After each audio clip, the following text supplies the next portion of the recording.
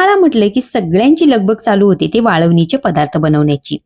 आणि शहरामध्ये अशा बऱ्याच भागांमध्ये ऊन पोहोचत नाही आणि हे वाळवणीचे पदार्थ सुकवण्याची काहीच सोय नसते. तुम्हाला पण हे तिखट सांडगे आवडत असतील पण ते सुकवण्याची तुमच्याकडे काहीच सोय नसेल, तर ही रेसिपी तुमच्यासाठी आहे. ही तिखट सांडग्याची भाजी मी जराही हे सांडगे न वाळवता बनवलेली आहे. तर ही भाजी बनवायची कशी, चला बघूया. नमस्कार, मी अनुष्का. अनुज किचन डायरी 23 मध्ये तुमच्या सगळ्यांचं मनापासून स्वागत. आज आपण मिश्र डाळीचे सांडगे बनवणार आहोत. त्याच्यासाठी प्रत्येकी 2 चमचे मसूर डाळ, तूर डाळ, हरभरा डाळ, मूग डाळ आणि आपल्याला इथे लागणार आहे काळ्या वाटाण्याची डाळ. तुमच्याकडे जर काळ्या वाटाण्याची डाळ नसेल तर ती तुम्ही स्किप देखील करू शकता.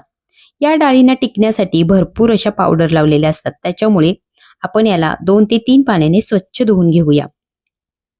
आता या डाळी बुडतील इतपत आपल्याला याच्यामध्ये पाणी ओतायचं आणि झाकण ठेवून आपल्याला या डाळी 2 तासासाठी भिजवून घ्यायच्या आहेत. 2 तासानंतर ह्या डाळी छान अशा भिजल्या जातात. आता या डाळीतलं सगळं पाणी निथळून घ्यायचं. एका चाळणीवरती किंवा स्ट्रेनरवरती ही डाळ तुम्ही ठेवू शकता आणि त्यातलं पाणी छान निथळून घ्यायचं.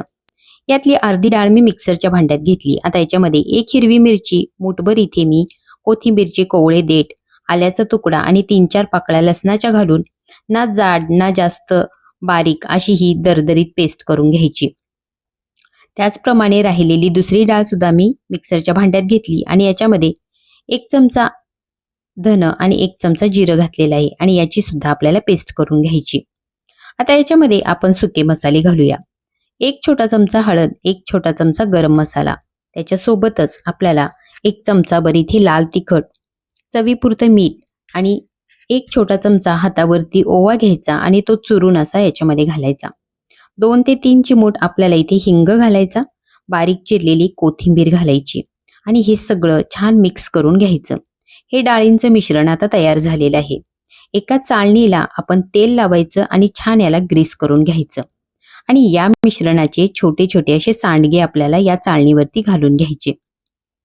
एका वेळी मावतील इतकेच सांडगे या चाळणीमध्ये घालायचे आणि आपल्याला ही चाळण भांड्यात पाणी गरम करायला ठेवायचं आणि त्याच्यावरती ठेवून घ्यायची. झाकण ठेवून ही चाळण ठेवायची आणि आपल्याला 7 ते 8 मिनिटं हे सांडगे छान शिजवून घ्यायचे आहेत. अशाच प्रकारे राहिलेल्या डाळींचे सुद्धा इथे मी हे सांडगे सगळे बनवून घेतलेले आहेत. आपले हे सांडगे व्यवस्थित आतपर्यंत शिजले गेलेले आहेत. मी तुम्हाला यातला एक सांडगा तोडून सुद्धा दाखवते. हे सांडगे व्यवस्थित शिजलेले आहेत. आता आपण याची भाजी, त्याच्यासाठी लागणारा मसाला बनवूया. तर इथे मी कढई ठेवलेली आहे. कढईमध्ये 1 छोटी पळी तेल घालायचं आणि याच्यात आपल्याला मूठभर सुकं किंवा ओलं खोबरं, 3-4 लसणाच्या पाकळ्या आणि 1 तुकडा आल्याचा घालून याला छान लालसर होईपर्यंत भाजून घ्यायचं.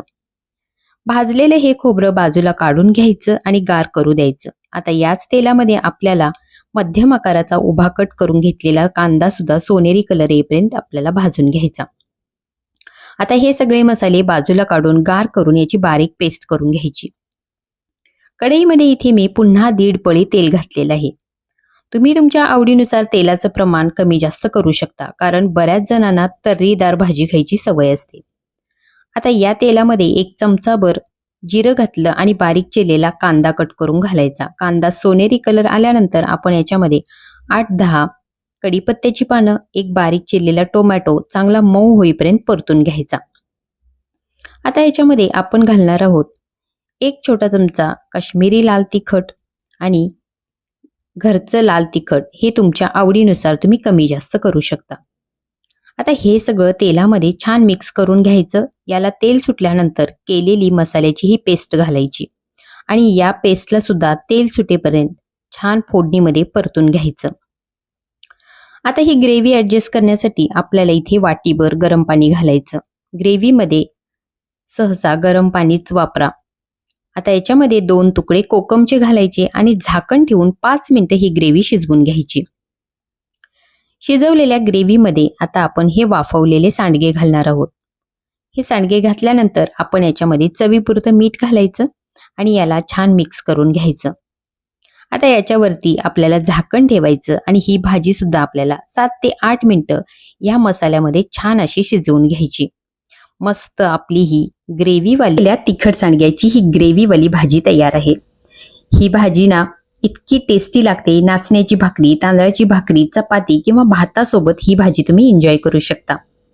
खायला खूप टेस्टी लागणारी ही भाजी एकदा नक्की ट्राय करा. आणि ही भाजी तुम्ही एनी सीझन बनवून खाऊ शकता.